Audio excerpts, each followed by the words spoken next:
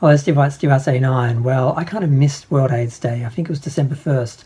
And I just saw yesterday the speech that Madonna gave at the Celebration Tour. And I just want to talk about that for a minute. Now, this is not the first time Madonna has paid attention to the AIDS crisis in her tours. In the Confessions Tour, she had a section where she dealt with HIV. It was more HIV in general.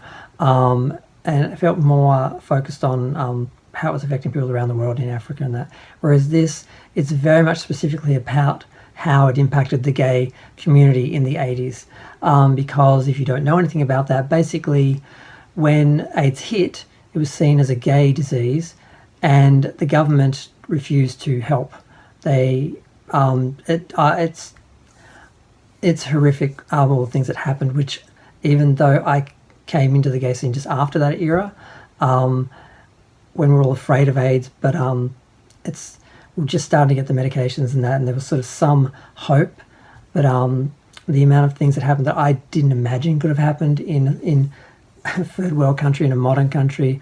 There's a lot of documentaries and movies that have come out about the AIDS crisis now, and it's really shocking how we were treated. And I think a lot of gay people have some resentment, which is very well earned. But Madonna talks about that era, how she came to New York in 1978, and it was an exciting time. She was meeting all these people, and then they all started dying, and she had to watch people. It seemed like every weekend or every week or every day someone was dying. And a whole generation of gay artists and people were just wiped out. And a lot of her friends, and she went through all this, and there wasn't not a lot of talk about it at the time.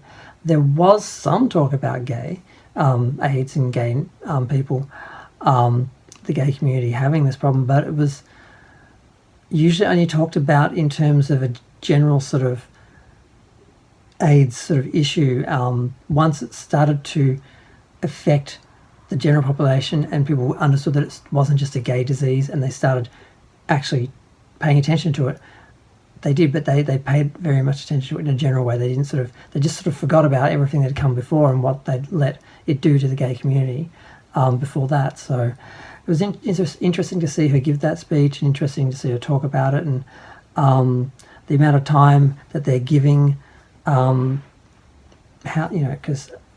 in the concert, how much time they're actually spending on it in the show is interesting. The way it's done, in case you haven't seen, it's like 6 screens, including the main one, I think, all of images of people who'd passed from AIDS I think it's from the AIDS, there's a project, oh God, I've forgotten what it's called, where they're basically trying to, keep the memories of all the people who died from HIV, and they consulted with Madonna about the thing, and there's some of her past dancers, including one of the guys from the Virgin Tour, which I didn't know he'd passed. It makes me really sad.